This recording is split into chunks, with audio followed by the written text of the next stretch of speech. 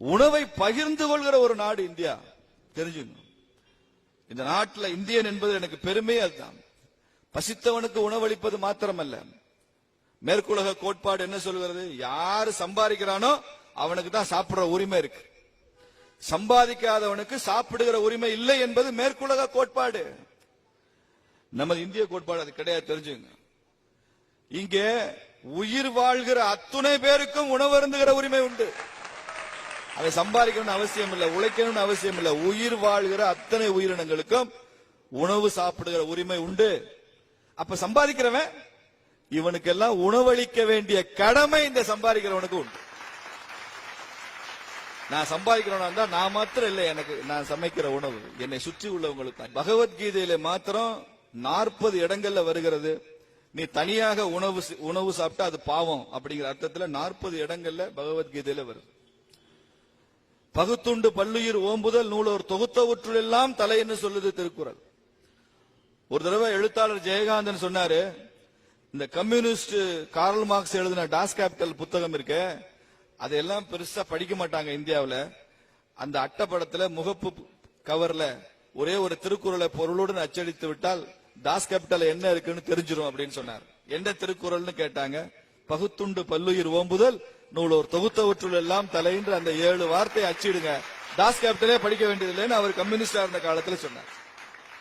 அப்படி உணவை பகிர்ந்து கொள்கிறது என்ற தன்மை எங்க இருக்கு?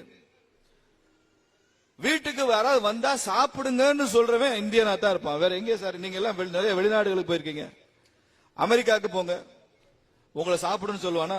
வீட்டுக்கு போறீங்க சாப்பிடுங்கன்னு சொல்லுவானா? இல்ல. மகன் அம்மாவை பார்க்க வந்தா கூட சாப்பிட்டு போடா ராசான்னு அங்க அந்த அம்மா சொல்லாது.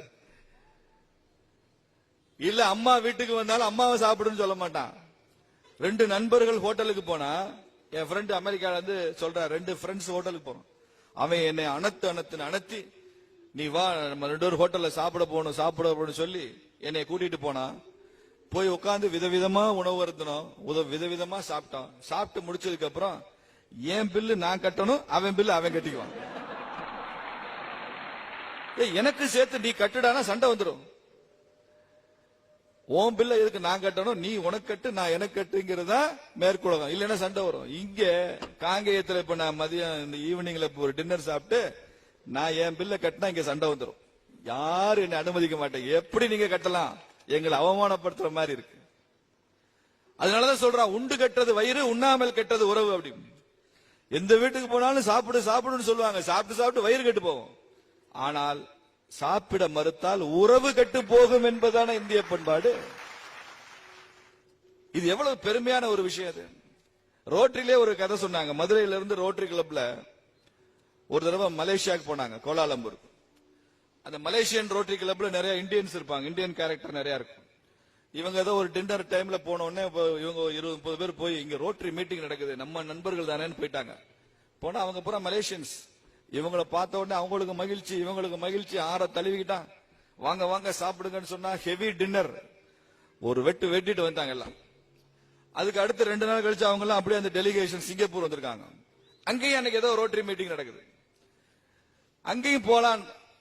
அங்கேயும் அதே மாதிரி டின்னர், வாங்க வாங்க சாப்பிடலான்னு கூப்பிட்டா இவங்களும் போய் ஒரு கட்டிட்டாங்க. முடிச்சதுக்கு அப்புறம் அதுக்கெல்லாம் பில்லு போட்டு கையில கொடுத்து நீங்க எல்லாம் கட்டிருங்கட்டான். ஏன்னா சிங்கப்பூர் ரோட்டரின்றது சீனர்களால் ஆனது, இந்தியர்களால் ஆனது இல்ல. மலேசியா ரோட்டரியில இந்தியன்ஸ் நிறைய இருக்கிறதுனால நீ சாப்பிடுன்னு சந்தோஷமா சொல்றான். சிங்கப்பூர் ரோட்ல சீனர்கள் இருக்கிறதுனால உன் பில்ல நீ கட்டிட்டு போன்னு சொல்றான். ஒரே ரோட்டரி கிளப் தான், கல்ச்சர் வேறுபடுகிறது, பண்பாடு வேறுபடுகிறதுன்னு சொல்றேன். அப்படி ஒரு தேசம் நாடு. ஒரு தடவை நான் சாஸ்திரா பல்கலைக்கழகத்தில் இருக்கிறப்போ ஒரு கனடா நாட்டு பேராசிரியர் இருந்தார். அவர்கிட்ட சொன்ன, இந்த மாதிரி ஃபுட் ஷேரிங் இது இந்தியன் கல்ச்சர், உணவை பகிர்ந்து கொள்வது. அவருக்கு அது புரியவே இல்லை, ரொம்ப கஷ்டப்பட்டார் புரிஞ்சுக்கிறதுக்கு. பட் இதெல்லாம் எப்படி கண்டினியூ ஆகுது, ட்ரெடிஷன்ஸ் எப்படி கண்டினியூ ஆகுது, இதெல்லாம் எந்த புத்தகத்துல போட்டிருக்குன்னு கேட்டார். நான் சொன்னேன், இதுக்கெல்லாம் புத்தகம் எல்லாம் எங்களுக்கு வேண்டாம், எங்களுக்கு நிறைய பிராக்டிஸ் இருக்கு. நான் வேணா ஒரு சின்ன ரூரல் பிராக்டிஸ் ஒன்னு சொல்லவா? ஒரு வீட்டுல 2 வயது பாப்பா இருக்கும். அந்த 2 வயசு பாப்பாக்கு சின்ன சின்ன விளையாட்டு சொல்லி கொடுப்போம். அதுல ஒரு விளையாட்டு என்ன சொல்லி கொடுப்போம்? பாப்பாவோட 5 விரலையும் பிடிச்சிட்டு நம்ம சமைச்சு விளையாடலாமா அப்படின்னு சொல்லுவோம். பாப்பா சந்தோஷமா இருக்கும். 5 விரலை நீட்டு, இதுதான் சாதம், இதுதான் சாம்பார், இதுதான் பொரியல், இதுதான் ரசம். அந்த விளையாட்டு விளையாடிருக்கீங்களா? இப்ப நீ அந்த விளையாட்டு தான் விளையாடிட்டு இருக்கீங்க. அப்படி சொல்லும். பாப்பா அப்படியே எக்ஸைட்டடா பார்த்துட்டே இருக்கும். அப்புறம் அந்த சாதத்தை எல்லாம் அப்படியே பிசைஞ்சு எடுத்த உடனே பாப்பா கொடுக்க மாட்டாங்க எந்த வீட்லயும்.